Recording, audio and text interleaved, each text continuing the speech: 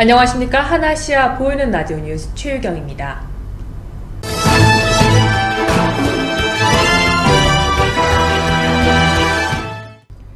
태국은 마약 관련 범죄를 중범죄로 인식하고 엄격한 처벌을 내리기로 알려져 있습니다. 2017년 새해부터 태국 정부 측은 음주운전 및 마약 단속 강화 등 사회 안전 보안에 심혈을 기울이고 있는 모습입니다. 이번 시간에는 태국 내 마약 남용과 한국인이 마약 외 관련 범죄에도 연루되었을 때 구형 과정 등에 대해서 알아보겠습니다. 앞으로는 모르는 사람이 짐을 맡겨도 절대 맡아주지 말아야겠습니다. 태국 경찰 측은 몰랐다 하더라도 마약 운반죄에 해당된다며 남의 물건을 맡아주지 말 것을 경고했습니다. 다른 지역으로 여행을 가는 이들에게 낯선 사람이 물건이나 짐을 맡기면 마약일 수도 있기 때문입니다. 이때 모르고 받았다 하더라도 마약 운반죄에 걸릴 수 있다고 태국 경찰 측은 설명했습니다. 또한 수상한 사람을 발견하면 24시간 운영되는 마약 통제기관 전화번호 1386으로 신고 바란다고 덧붙였습니다. 2016년 4월 태국에서는 엽기적인 마약 관련 범죄가 있었습니다. 부탄 국적의 40대 남성이 방콕 시내 뿌라나콘 수로에서 숨진 채 발견됐는데 부검 결과 더욱 충격적인 점이 발견되었습니다.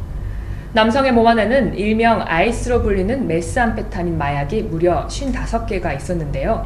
경찰은 사망한 남성이 콘돔으로 싼 마약을 뱃속에 넣어 운반하려다 일부가 터져 중독사한 것으로 보고 있습니다. 마약 운반책들은 단속을 피하기 위해 콘돔에 싼 마약을 삼킨 뒤 운반한다고 하는데 이때 삼키는 마약 콘돔은 무려 40개에서 50개에 달한다고 합니다.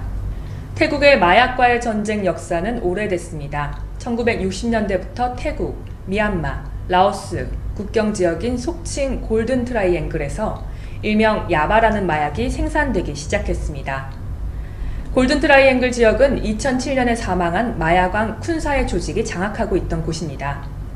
이곳에서 생산되던 야바는 코데인, 카페인, 메스암페타민 등을 합성해 만들었다고 합니다. 태국은 탁신 친나와 전 총리 시절 마약과의 전쟁을 벌여 2,500여 명의 사망자를 내기도 했습니다. 또한 마약범들에 대한 사형 집행 및 2001년에는 외국인 2명을 포함한 마약사범 사형자 5명을 처형 직전까지 TV에 방영한 적이 있을 만큼 태국민 및 외국인들의 경각심을 깨우기 위해 노력해왔습니다. 태국은 마약을 5가지 등급으로 구분하고 있습니다. 1등급은 헤로인, 필로폰, 엑스터시 등 32종이며 2등급은 코카인, 아편 등 100종이 해당됩니다. 3등급은 2등급 마약을 원료로 제조된 의약품을 말합니다. 4등급은 1등급과 2등급의 마약을 만들 때 쓰는 화학 물질이며 5등급은 대마, 양귀비, 꼭두선이 등이 해당합니다. 그중 태국 및 국내에서 남용되는 몇 가지에 대해 알아보겠습니다. 먼저 국내에서 일하는 태국인 근로자들이 주로 이용한다고 알려진 메스암페타민에 정제된 마약인 일명 야바가 있습니다. 알약 형태로 물로 복용할 수도 있고 가루를 내 담배처럼 피울 수도 있어 피우는 대마초나 주사기가 있어야 하는 필로폰에 비해 투약이 쉽다는 것도 야바 남용이 급증한 원인 중 하나입니다. 비슷한 형태의 엑스타시와 필로폰보다 환각 효과와 독성이 강한 것으로 알려져 공격적 성향과 심각한 피해 망상증 등 정신장애를 일으킨다고 합니다. 1등급 마약은 3g 이하부터 20g 이상까지 생산 및 유통하면 벌금 8만 바트부터 최대 500만 바트까지, 또한 사형까지 구형될 수 있습니다. 투약자는 벌금 1만 바트부터 징역 3년까지 구형됩니다. 2등급 마약은 양에 따라 벌금 6만 바트부터 최대 500만 바트, 징역 1년에서 최대 무기징역까지 구형받을 수 있습니다. 투약자는 벌금 1만 바트에서 최대 6만 바트, 징역 6개월에서 3년까지 구형됩니다. 3등급 마약은 불법 판매 시 공중위생부가 규정한 양 이하와 이상으로 나눠 벌금 2만 바트 이하부터 최대 20만 바트과 징역 2년까지 구형됩니다. 4등급은 10kg 기준으로 벌금 2만 바트에서 최대 150만 바트, 징역 1년에서 15년까지 구형됩니다. 5등급은 10kg 기준으로 벌금 4만 바트에서 최대 150만 바트, 징역 2년에서 최대 15년까지 구형됩니다. 투약자는 벌금 2,000바트 이하 또는 징역 1개월이 구형됩니다. 태국 내 마약 남용 실태 및 한국인의 마약 남용에 대해서 주태국 대한민국 대사관 한지수 경찰 영사를 통해 알아봤습니다. 최근에 새해 그 불법 체류자에 관해서 강화 단속이 좀 됐는데요. 예. 그 주로 어떤 범죄에 연루되었나요? 일단은 이제 태국은 불법 체류 문제는 이제 올해가 아니고 작년에 그 새로 이민청장이 이제 들어오면서 나타톤 이민청장이 오면서 태국에 있는 그 외국인들 상대로 이제 불법 체류를 좀 강화하겠다, 불법 체류 단속을 강화하겠다. 그래서 뭐 외국에 이제 수배가 있거나 다른 나라에서 수배가 있거나 아니면 태국에서 이제 어떤 범죄를 저질렀을 때 이렇게 딱 분류를 해가지고 추방을 시키겠다 이렇게 했거든요. 근데 이제 불법 체류는 어떤 범죄를 저질러서 나가는 거 외에 불법 체류 자체가 범죄니까, 예, 불법 체류 자체가 이민법 위반이니까 네네. 이제 불법 체류라는 그 범죄로 인해 가지고 추방되는 경우가 가장 많은 거고, 범죄를 저질렀다 할 경우에는 일단 여기서 모든 절차를 마쳐야 돼요. 여기서 법원도 가고 그거에 따라서 만약에 실형이 떨어지면은 수감 생활도 해야 되고, 그리고 나서 수감 생활을 다 마치고 나면은 이제 그냥 자연스럽게 추방 절차를 외국으로 쫓아내는 거거든요. 그 한국에서 태국 근로자들도 요즘 뭐 야바라고 마약을 좀 많이 한다고 들었거든요. 예. 그리고 이제 태국 내에서도 마약 남용이 이제 예. 우리나라 비교했을 때 좀 더 뭐 예. 심각한 수준인가요? 태국에서 뭐 우리나라 사람들만 특별히 마약을 많이 복용하거나 이렇게 우리나라 사람들이 네네. 심각한 건 아닌데, 태국 자체가 우리나라보다 마약이 이렇게 좀 쉽게 구할 수 있고, 그리고 쉽게 접할 수 있기 때문에 아무튼 이제 우리나라 사람들이 와서 마약을 접하기가 더 쉬운 거죠, 한국에서보다. 주로 우리나라 사람들이 이제 태국에 왔을 때 예. 주로 구하는 곳은 어디일까요? 이게 파타야나 방콕 이런 클럽이나 이렇게 이제 이런 데서 네네. 자이든 타이든 이렇게 많이 아, 저기 마약을 복용을 주로 하는 거죠, 이제 네네. 복용. 아, 복용이요? 예, 마약을 이렇게 그 해가지고 술에 타서 뭐 자의로 먹는 경우도 있고, 그걸 혹은 알고요. 알고 내가 알면서 먹는 네네. 경우도 있고, 네. 혹은 그냥 지인들이 이렇게 왔다가 살짝 그 술에다가 타가지고 술에다가 그 아이스를 타가지고 복용하는 경우도 있고. 지금 현재 태국 예. 내에서 이제 한국인 마약범으로 이제 잡힌 경우가 있나요? 현황이? 지금 현재 태국에서 수감 생활 하시는 분들 중에 상당수가 네. 마약을 소지하거나 이제 이렇게 그 마약 관련 혐의로 수감 생활을 하고 있고요. 네. 그리고 이제 여기서 마약을 하다가 마약 의심자로 신고가 돼가지고 경찰서에 가서 소변 검사를 받고 이제 일정 정도의 벌금을 내고 이렇게 이제 한국으로 돌아가는 경우도 있고. 아, 그러면은 그 아까 소지라고 말씀하셨잖아요. 예, 근데 예. 여기 이제 마약 관련해가지고 또 예. 운반하는 것과 예. 그다음에 또 소지를 하는 것과 예. 이렇게 그 차이가 있나요? 아, 그러니까 뭐 여기서 이제 조직적으로 태국에서 태국을 경유하거나 태국에서 한국을 이렇게 운반하는 그런 사례는 없었고요. 네네. 아직까지 없었고. 그 다음에 이제 그 주로 이제 소지거든요, 소지. 네네. 근데 이제 마약을 소지하고 있으면서 그게 복용을 하려고 그랬는지 그거를 뭐 팔려고 그랬는지 모르잖아요. 그러니까 이제 마약을 소지하고 있었으면 그 양이라든가 이런 걸 보고 그 양에, 소지하고 있는 양에 따라서 많이 가지고 있었으면은 약간 이걸 이제 팔 목적이 있었다라고 생각을 하는 거고, 소량이다 그러면은 그냥 아 이거 자기가 투약하려고 그냥 가지고 있었구나. 그래서 소지하고 있는 양에 따라서 그 처벌이 좀 다르게 이렇게 구별이 되어 있습니다. 한국하고 태국이 이제 아태 마약 정보 조정 센터에 가입되고 있는데 네. 공조 수사한 사례가 예. 좀 있나요, 최근에? 현재까지 네. 이제 태국 내 마약 관련해 가지고 네. 기록을 보면은 마약 관련해서 한국에서 마약 담당 경찰들이 와서 이쪽하고 마약 관련 사례로 공조한 사례는 없는데요. 네네. 이제 한국하고 태국, 이제 한국 이제 경찰청에서 이렇게 매년 마약 관련 국제 회의를 개최하거든요. 아, 그 예, 주로 한국에서? 어디서? 한국에서? 예, 한국에서 이제 한국 경찰청이 네. 이제 마약 관련 국제 회의를 개최하는데, 네. 그때 꼭 반드시 참석하는 게 이제 태국 그 마약 단속청하고 태국 마약 위원회, 여기다가 이제 초청장을 보내면은 항상 태국에서 이렇게 참석을 하기 때문에 나중에 이제 어떤 사례가 딱 사건이 발생했을 때 공조 수사를 할 수 있는 어떤 그런 기반은 딱 마련이 되어 있는데요. 아직까지 이제 뭐 그 실질적으로 사건을 관련을 해가지고 양국 경찰이 이렇게 공조를 한 사례는 아직 없습니다. 그러면은 이제 마약하고 기타 범죄를 만약에 저질러서 예. 보통 되면은 여기서 이제 송환이 바로 되는지 아니면 여기서 이제 죗값을 치르는지. 예. 마약도 마찬가지고 네네. 기타 범죄, 그러니까 여기서 뭐 여권법, 그러니까 뭐 여권을 위조했다거나 네. 이런 기타 범죄를 저질렀을 경우에는 태국의 법을 위반했기 때문에 무조건 태국에서 그 형사 절차가 법원 그다음에 저기 교도소까지 다 마무리가 돼야지 한국으로 갈 수 있습니다. 아. 그러니까 본인이 이제 여기서 잘못 저질러가지고 태국 경찰에 잡혀가지고 나는 한국에 가서 죗값을 치르겠다라고 희망하는 경우가 많이 있는데 네. 안타깝지만은 여기서 법을 어겼기 때문에 여기서 절차를 다 마치고 그 다음에 이제 한국으로 추방이 되는 거고요. 아까 말씀드렸듯이 이제 한국에 추방이 되면 동일한 범죄의 경우에는 검사가 요거는 너무 죄질이 안 좋고 해서 기소를 한다. 그러면 이제 법원까지 올라가지 않습니까? 그럼 법원에서 그거를 보고 판사가 이제 재량에 의해서 이렇게 감면해주게 돼 있어요.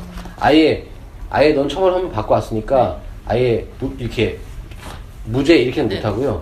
그냥 이제 감형 정도 감형에 네. 어느 정도 이제 좀 이렇게 감면해줄 수 있는 그런 조건은 되고요. 태국에서 이제 구금이 될 경우에 네. 그 감옥이 네. 그 내국인과 외국인이 이제 구별되나요? 예, 이게 이제 한 1년 전 제가 처음에 왔어요. 1년 전만 해도 외국인 동이 따로 있었거든요. 교도소 안에 네. 외국인들 나라별로는 아니고 그냥 태국인 외국인 구별해서 외국인을 따로 소용하는 그 동이 있었는데 그게 이제 그쪽에서 또 문제가 많이 발생하다 보니까 태국에서 그 교도소 수용 정책을 좀 바꿔서 이제는 그냥 태국인이건 외국인이건 구별하지 않고 네네. 이제 좀 이렇게 뭐랄까 좀 위험하거나 네. 아주 좀 악질이거나 이런 관찰 좀 해야 되는 사람들만 따로 분리하고 나머지는 그냥 내외국인 구별 없이 다 동일하게 수용하고 있습니다. 그러면 이제 한국인 범죄자가 태국에서 발생을 하잖아요. 예. 그럼 기본적으로 이제 대사관 경찰 형사 분이라던가 이렇게 나가서 조사를 하시나요, 같이? 일단 이제 그 부분은 되게 그러니까 대사관에서 제가 경찰 영사로 나와 있지만 네. 여기 한국 경찰로서 수사라든가 이런 수사권이 전혀 없기 때문에 그건 이쪽 나라를 침해하는 거기 때문에 네네. 기본적으로 대사관 역할은 네. 그 범죄를 피해자는 뭐 말할 것도 없지만 범죄를 저지르신 가해자다 할 경우에도 저희는 이제 그 경찰서에 가가지고 피의자 인권 보호라는 측면에서 접근을 합니다. 그 죄를 지었지만 일단은 우리가 보호를 해줘야 될 대상이라고 보고 네. 태국 경찰에서 예를 들어서 수사 과정에서 이거 뭐 전혀 죄가 없는데 혹은 증거가 부족한데 막 이렇게 이제 어떤 강압적으로 수사를 한다든가 네. 아니면은 그 수사 과정에서 약간 부패가 발생한다든가 이래서 결과적으로 그 죄는 저질렀지만 그분이 이제 인권이라든가 이런 게 좀 보호될 수 있도록 수사 과정 그 다음에 이제 이분이 나중에 이제 교도소 가지 않습니까? 그랬을 때 교도소 내에서도 이제 그런 처우라든가 이런 부분에 초점을 맞추고 저희가 이제 할 수 있는 조치들을 생각하고 있습니다. 예, 그게 결국은 이제 호기심에 의한 건데요. 네네. 마약을 호기심에 의해서 사고 나면 네. 그러면 자기가 아니게 되는 거거든요. 네. 자기가 모르는 자기가 나오기 때문에 그게 호기심에서 한번 해가지고 이제 대사관에 도움을 요청한다 하더라도 네. 그분이 마약을 한 상태라고 한다면 대사관에서 제대로 된 도움을 드릴 수도 없고 또 제대로 된 도움을 받을 수도 없어요. 네. 그래서 여기서 마약을 하다가 호기심에 마약을 했다가 네. 공경에 처했을 때 사실상 아무런 도움을 받을 수가 없다. 그리고 그 사실이 한국에까지 이어져서 네네. 한국에서도 이제 마약 관련된 수사를 받을 수 있고 네. 그리고 태국이 마약 관련된 범죄에 대한 처벌이 네. 뭐 사기라든가 심지어 어떤 뭐 상해라든가 심지어 어떤 경우에 살인보다도 더 중하기 때문에 네.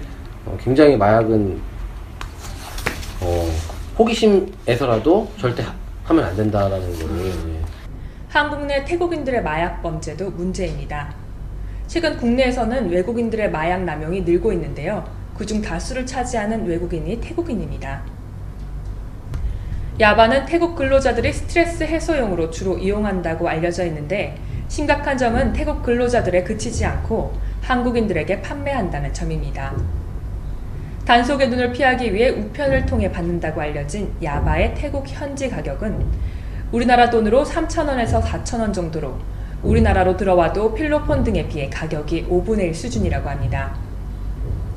2016년 9월에는 광주에서 태국인 근로자 17명이 집단으로 야바를 투약하고 노래방에서 버젓이 환각 파티를 벌이다가 경찰에 검거됐고 5월에는 2억 원어치 야바를 차에 싣고 다니면서 경남, 경북, 전남 등의 공단에서 팔아온 태국인 전문 마약상이 적발되기도 했습니다.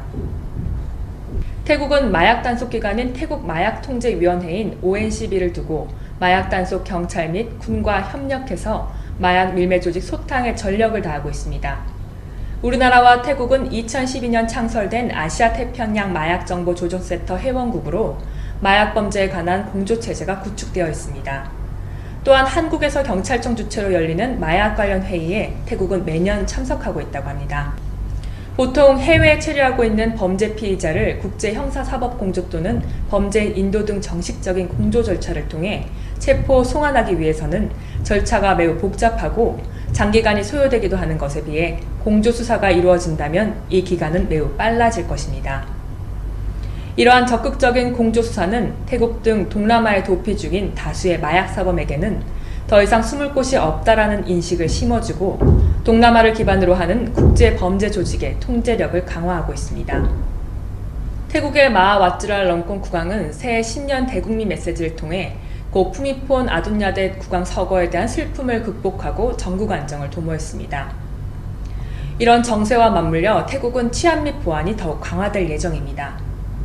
무엇보다 가장 중요한 것은 한국인은 태국 내에서 어떤 범죄에도 연루되지 말아야 할 것입니다.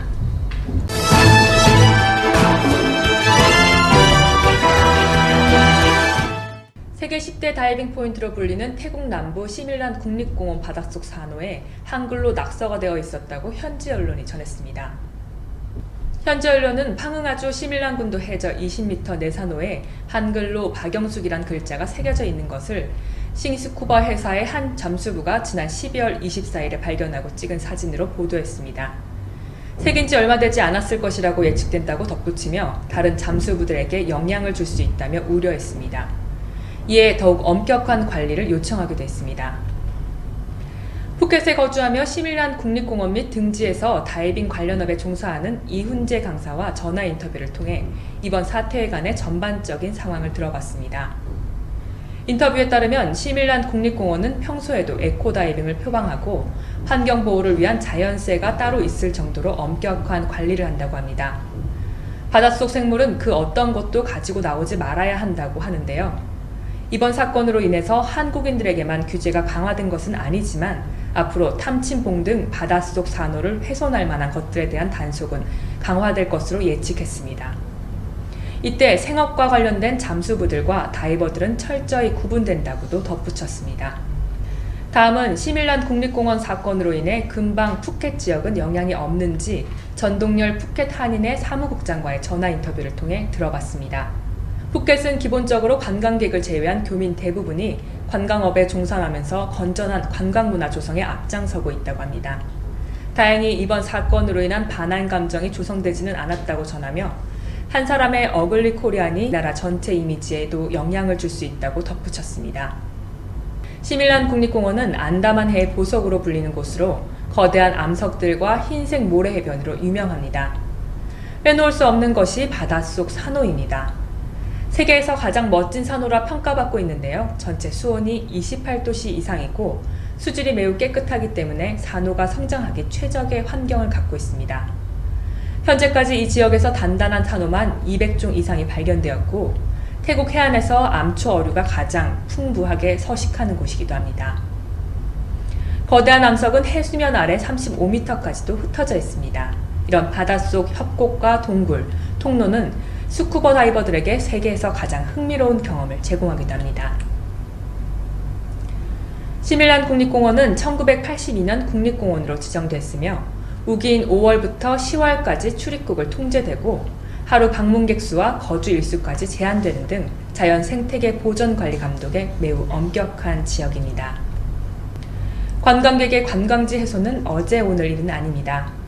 태국뿐만 아니라 세계적으로 문화재 및 관광지 훼손으로 골머리를 앓고 있는데요. 보호대책과 법도 중요하지만 여행지로 갈 때는 현지 관광 자원을 존중하고 보호하는 마음가짐도 함께 가져야 한다는 자성의 목소리가 높아지고 있습니다. 이 소식을 접한 네티즌들은 부끄럽다, 나라 망신이다라며 질타의 의견이 대부분이었는데요. 한 사람의 행동이 나라 전체 이미지에 영향을 줄 수 있다는 것을 유념하고 성숙한 관광 문화의식이 필요해 보입니다.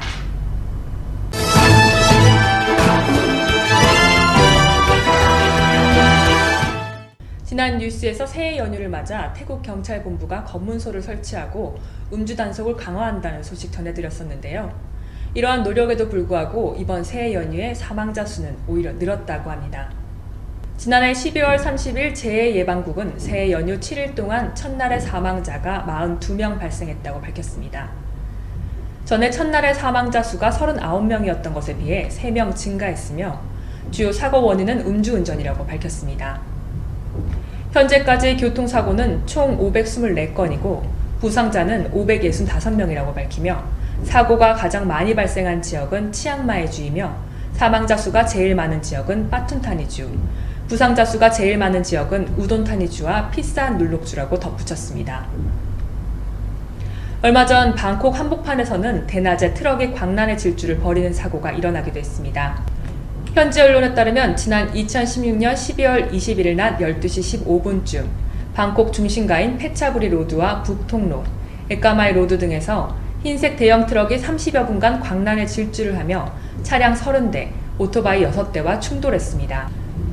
30대에서 40대로 추정되는 남성 운전자는 교통경찰 초소까지 들이받았고 경찰관들이 총기를 발사해 한쪽 타이어를 펑크낸 뒤에야 질주를 멈췄다고 합니다. 이 사고로 지금까지 최소 18명의 부상자가 발생했고 사고 차량과 오토바이가 도로 곳곳에 흩어지면서 극심한 차량 정체가 빚어졌습니다. 태국 경찰은 이 남성이 처음 교통사고를 낸 뒤 달아나려다가 잇따라 사고를 냈거나 마약 복용 후 사고를 냈을 가능성이 있을 것으로 보고 정확한 사고 원인 등을 조사하고 있다고 밝혔습니다. 슈퍼폴 여론조사에 따르면 남녀노소 직업 구분 없이 1204명을 대상으로 여론조사를 한 결과 90.8%가 도로 위에 있을 때 안전하지 못하며 불안하다는 결과가 나왔다고 밝혔습니다. 그렇게 생각한 이유로 횡단보도로 건너도 오토바이와 자동차가 잘 멈추지 않고 음주운전을 하는 사람도 많기 때문이라고 밝혔습니다. 음주운전의 처벌을 지금보다 더 엄격하게 하길 바란다고도 덧붙였습니다. 방콕은 세계 1위 관광도시와 최고의 미식도시라는 장점이 많은 도시입니다. 하지만 시민과 관광객에는 안전도 매우 중요합니다. 음주사고 예방 등 도로의 안전은 아직 풀어야 할 과제로 남아있을 것 같습니다.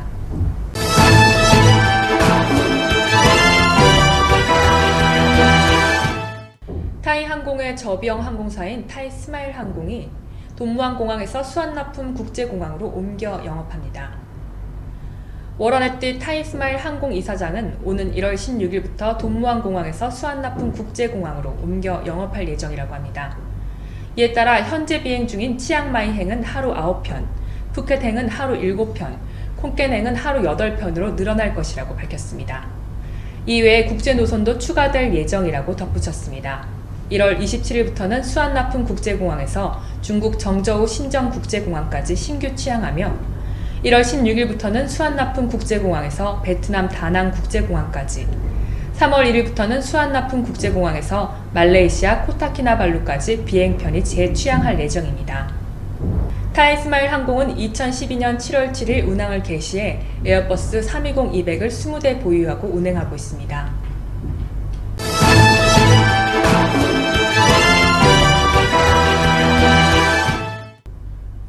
다음은 교민 부고 소식입니다. 서세진 전 민주평통지회장이 별세했습니다. 수쿰빗 26에 위치한 한식당 서라벌의 대표이자 재태한인회에서 활발한 활동을 해왔던 서세진 전 민주평통지회장이 지병인 암으로 1월 4일 오후 별세했습니다. 화장은 에까마이에 위치한 절에서 이루어졌습니다. 삼가 고인의 명복을 빕니다.